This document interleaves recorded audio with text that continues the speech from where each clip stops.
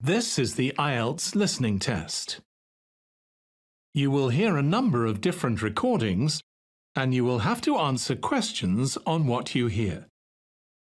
There will be time for you to read the instructions and questions, and you will have a chance to check your work. All the recordings will be played once only. The test is in 4 parts. At the end of the test, you will be given 10 minutes to transfer your answers to the answer sheet. Now turn to Part 1.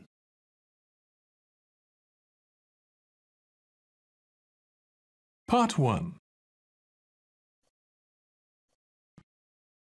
You will hear a woman inquiring about a job vacancy. First, you have some time to look at questions 1 to 4.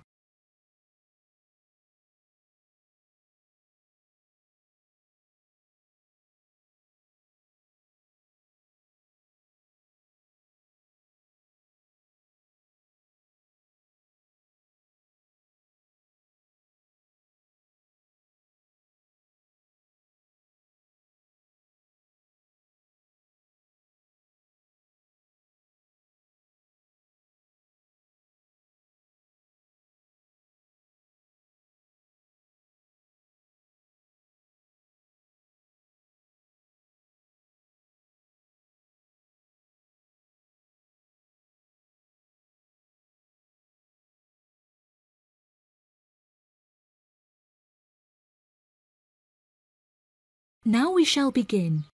You should answer the questions as you listen, because you will not hear the recording a second time. Listen carefully and answer questions 1 to 4. Hi there.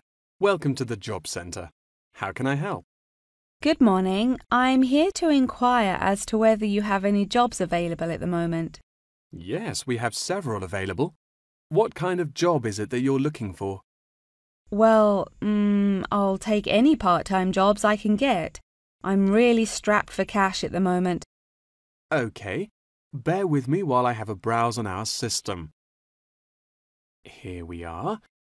We have 3 vacancies at the moment, all involving quite different roles. That sounds promising. What are they? The first one is for a post as a receptionist. It says here that experience in reception or general administration is preferred, but not essential. Have you worked on a reception desk previously? No, I haven't. I had a baby quite young, and so I have very little work experience. Could you tell me a few more details? Yes, of course. The job will be to mainly provide quality customer service, both over the phone and in person. When customers are waiting, you will be expected to provide them with refreshments and ensure they have a first-rate experience. I think I could manage that, and I'm a very friendly person. That's great. Do you have any information about the hours involved? It says here that you will be expected to work several early mornings, 4 days a week. Any other requirements? Yeah, you'll have to go through a couple of weeks of unpaid training before qualifying for the post. I don't know if I would be able to fully commit to that. Did you say it's 4 days per week? Yeah, it says here 4 days a week, with another day off per week when requested in advance. It also explicitly states that at least one of your working days must fall on a weekend. I'll have to think about that and talk to my babysitter. Before you hear the rest of the conversation, you have some time to look at questions 5 to 10.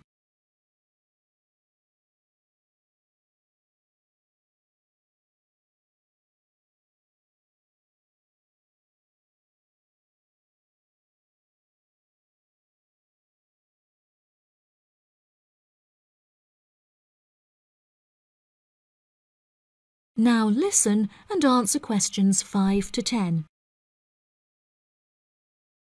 Are there any other roles beginning later in the day? Yes, there's an advertisement here for a driver. It says you'll need a clean and valid UK driver's licence, with absolutely no exception. No problems there.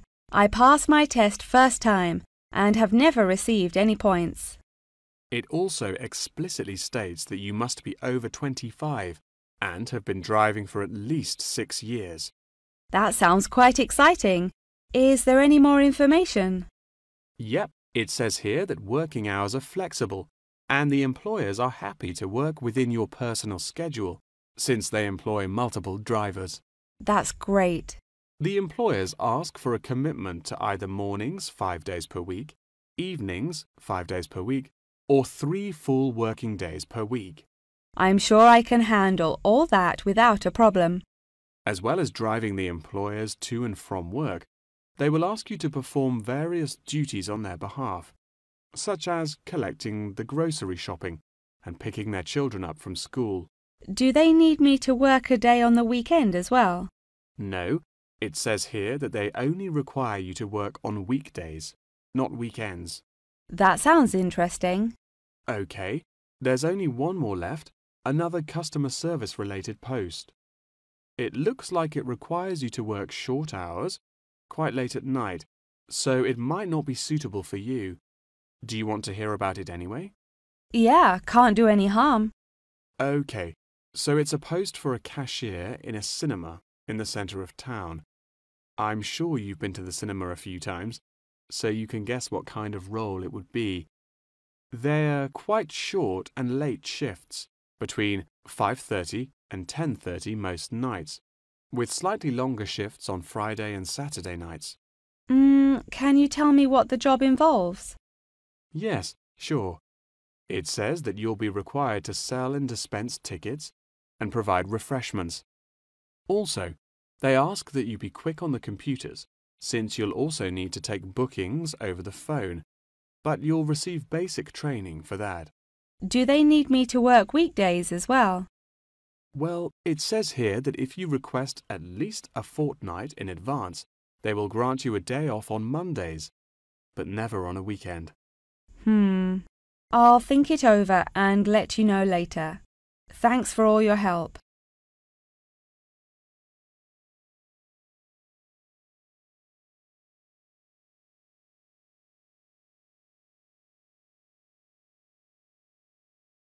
That is the end of part 1.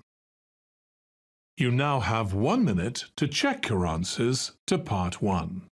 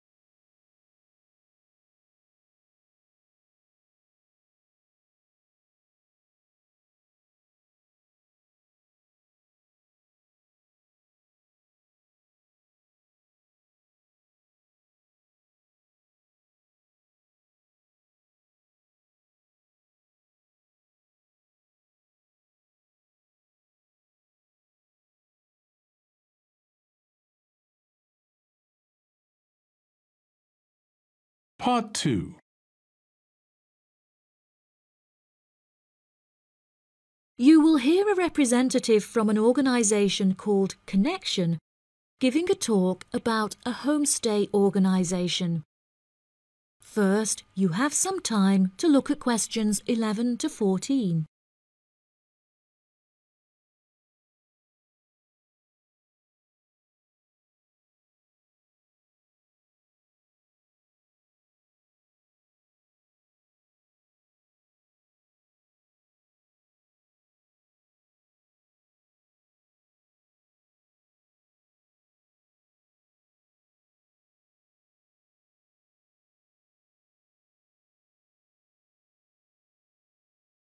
Now listen carefully and answer questions 11 to 14.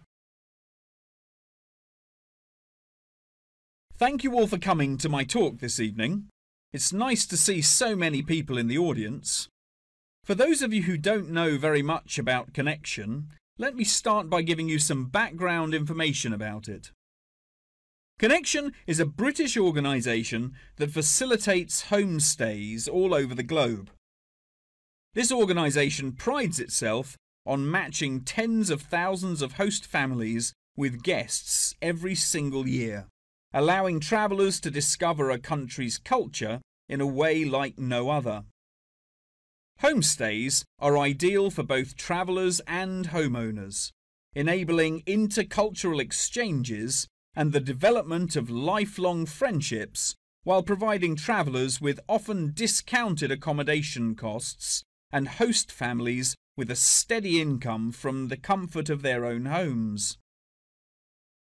The homestay experience is particularly popular with university exchange students looking for a more genuine insight into their country of choice and an unrivaled opportunity to develop their language skills. The homestay experience is truly unique and once in a lifetime, and one that you will likely remember for the rest of your lives.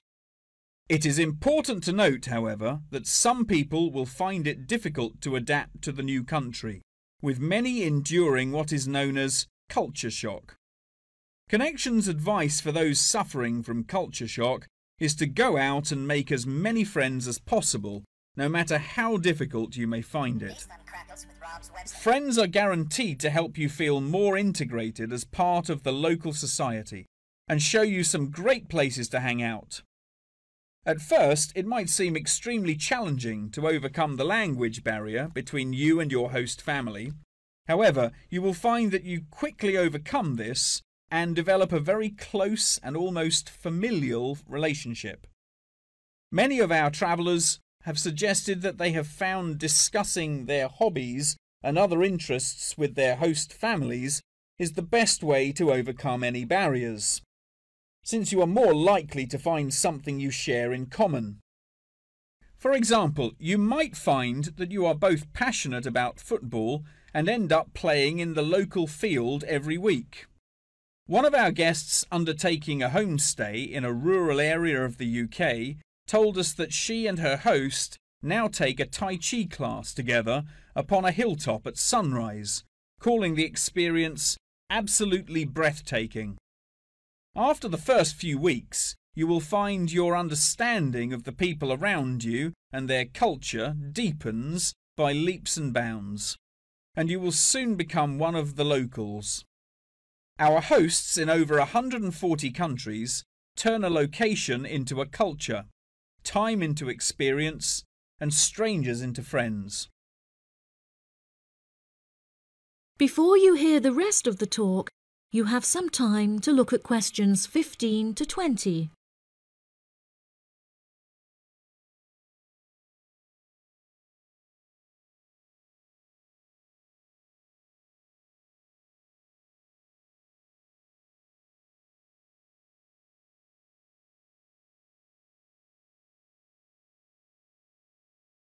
Now listen and answer questions 15 to 20. So how can you find out about applying for a homestay? The best way would be to visit Connection's website, www.connection.com, and contact one of their friendly advisors for more information. Once you have confirmed your interest in the service, we would strongly advise that you remain in close contact with the registration office, which will send you several emails keeping you up to date with potential matches in your country of choice. Once registered, Connection will require you to send various documents and will act as an intermediary between you and the host family prior to final confirmation and payment. During this stage, Connection will ask you to provide 2 photos, one for the host family and the other for our own records. Please ensure that you sign the back of each photo. Due to the nature of the service Connection provides, security is an absolute must, and they will ask you to send in photocopies of your passport, birth certificate, and a bank statement as confirmation of your identity. On receipt of these documents, the official process will begin and your bank account will be debited for the initial deposit of £200.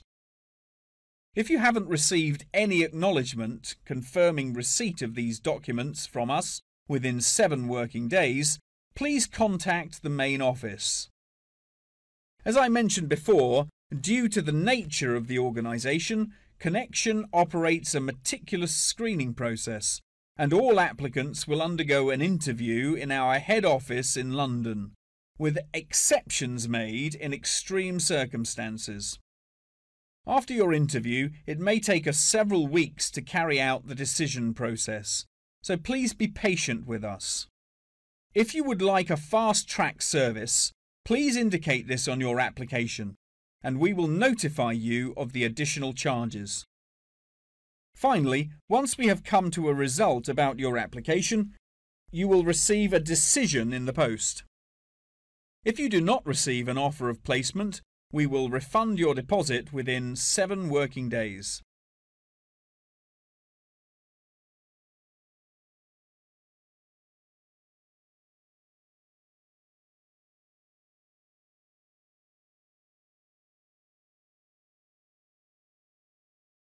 That is the end of Part 2.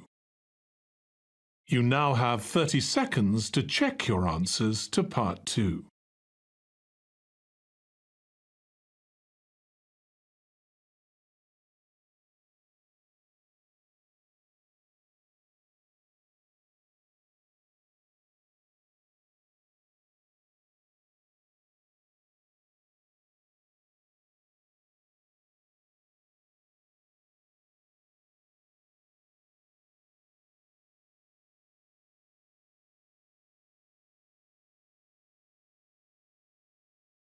Part 3.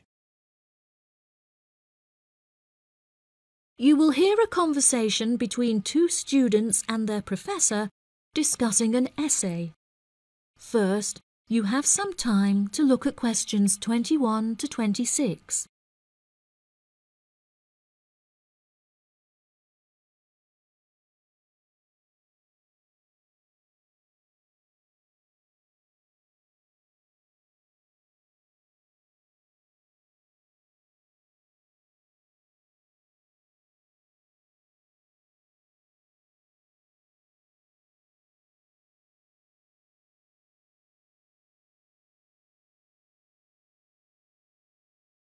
Now listen carefully and answer questions 21 to 26. For next week, I'd like you to undertake a piece of research in preparation for writing your final essay. In order to gain top marks, you must include a range of primary, secondary, and tertiary sources. Are there any questions? Yes, Professor, I have a question. We haven't yet covered how to undertake this sort of research in much depth, and I'm a little unsure of what you want us to do. In telling us to include primary sources, do you mean you want us to design and distribute a questionnaire, analysing the results? You could design a questionnaire, but you'll soon find that distributing a questionnaire on such a large scale is somewhat troublesome. We couldn't possibly expect you to do it effectively as an individual university student without the necessary resources. No, ideally, I would like you to form 1 or 2 focus groups and interview them. This will provide you with a more qualitative approach. If your strengths lie in mathematics, please by all means take a more quantitative approach, but this will be more strenuous and time-consuming, and isn't entirely necessary for the purpose of this study. Professor, you haven't told us what our project is about. Do we get to choose our own topic based on the previous study? No, I'm afraid not. This will be a strictly Australian study. However, you can choose which angle you'd like to take, so long as it remains within the realm of anthropology. Does anyone have any questions specifically about the formation of the focus groups? I'd had several emails about this, and I'd like to address it now. My study is related to growing up in Australia and the question of nature versus nurture. I've gathered more than 200 school children who would be happy to participate in a focus group. Do you think we'll need to include that many participants in a focus group? Blimey, Douglas, well done for finding that many willing children. But you definitely don't need that many for the study you're going to undertake. I'd say you need no more than 5 children per group, and no more than 3 groups, so 15 children altogether. You definitely need to control the group size in order to generate a meaningful dialogue. OK, if it's useful, I'll try and do it. I appreciate your enthusiasm for the project, but there are plenty of different ways to gather data, and I'm sure that if you look hard enough, you'll find someone who has conducted almost the exact same research in the past. My advice for you is don't be too ambitious and try to include as much information about various people or sectors. For those who haven't ever collected original data before, what do you suggest we do? I would suggest that you read accounts from other people who have undertaken such research to see what advice they can give. I would also encourage you to read Chapter 8 in the course textbook, which should give you a good introduction to collecting data.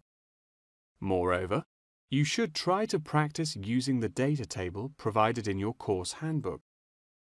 By now, you should have read at least 6 or 7 books giving quite detailed instruction on how to go about collecting data. Professor, I don't know about everyone else, but I'm having trouble reading the books.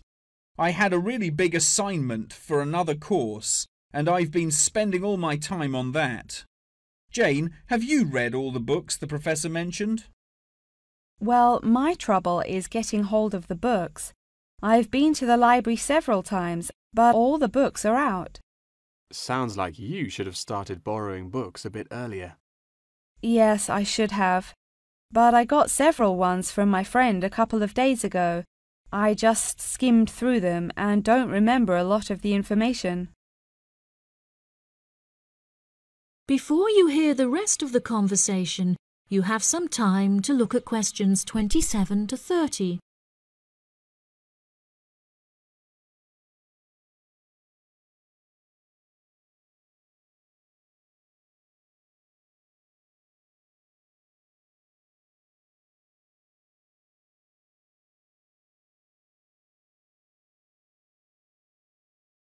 Now listen and answer questions 27 to 30. But now let's look at these things. We'll need to start thinking about which ones we'll definitely want to do for the project. OK, the first one here is the final report. If you like, we can work together on the research and data collection side of the project and doing the final write-up. Cool, that sounds good. I'm not sure how much I'd be able to contribute considering I haven't had a chance to read the course material, but I should be able to prepare some sheets and a list of questions that can be used during the focus group sessions.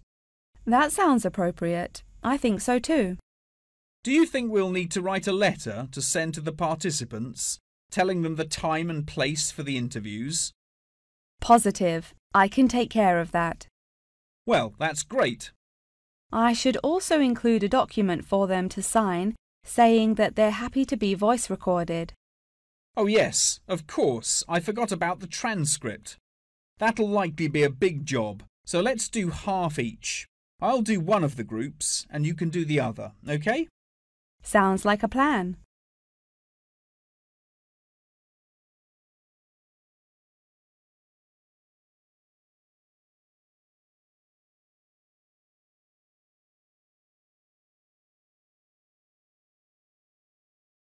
That is the end of part 3.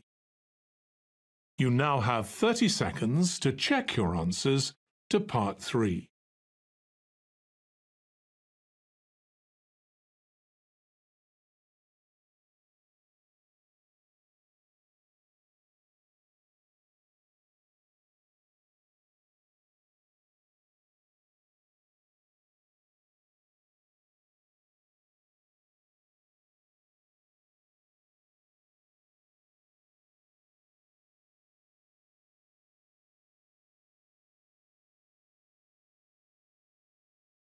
Part 4.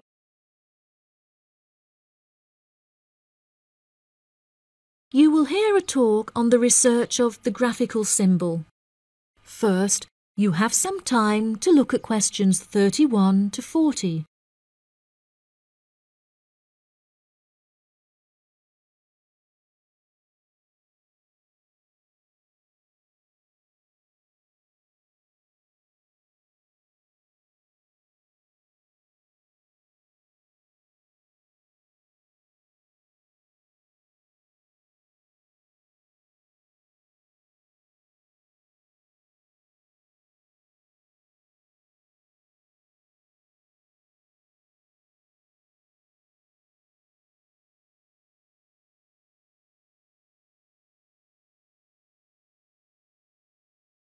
Now listen carefully and answer questions 31 to 40.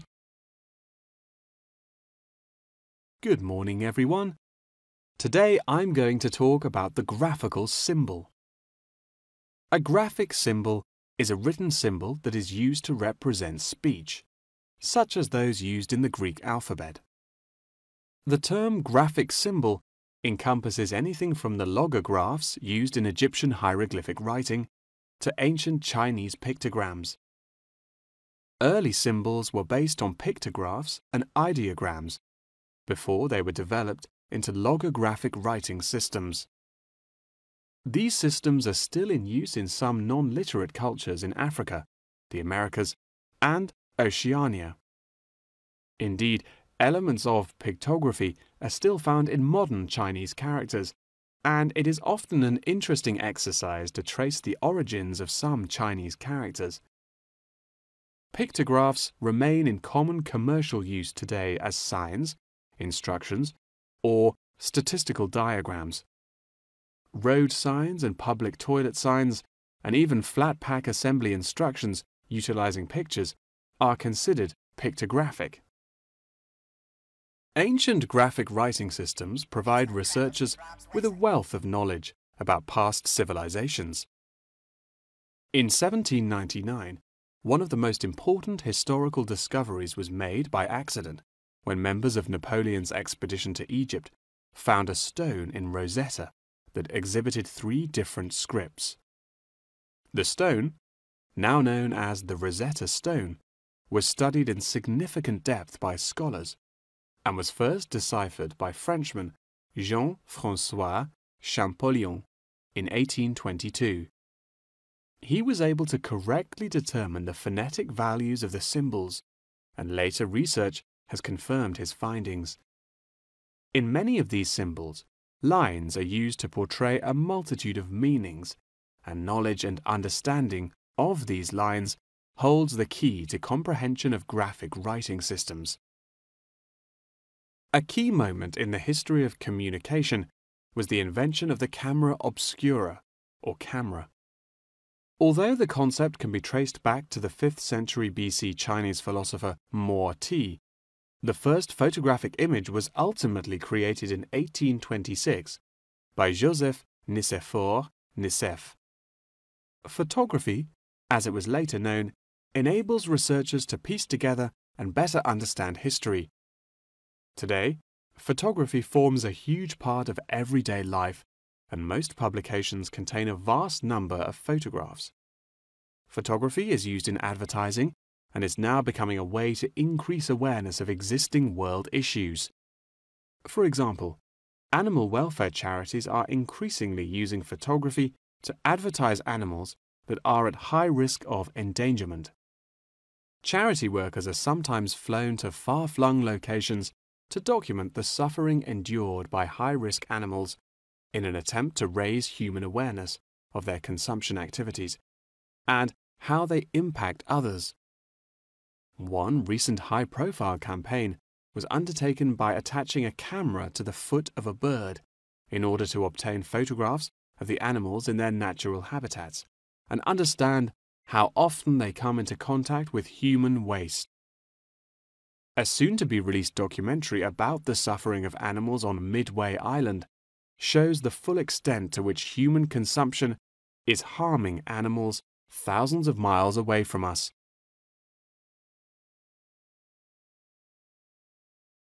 As photography continues to progress, With the use of drones now becoming somewhat commonplace, we should expect more and more objects to be included in the future, expanding the horizon of photography ever further.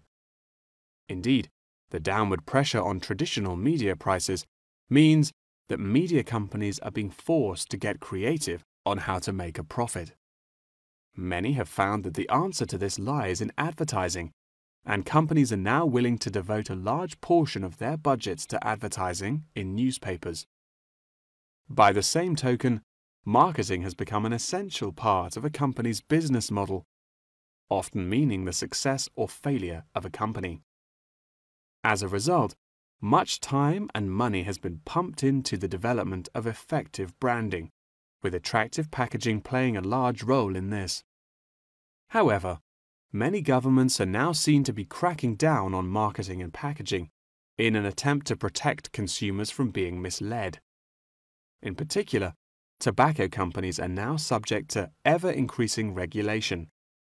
For example, in the United Kingdom, legislation is soon to pass preventing any form of branding or differentiation on cigarette packaging in efforts to curb the harmful effects of smoking. Finally, one must not forget the fundamental role that graphic writing systems have had to play in mathematics. Graphs, icons, and diagrams often form the very basis of these branches of academia. Indeed, one needs to look no further than chemistry's periodic table to see a perfect example of graphic writing systems in use today.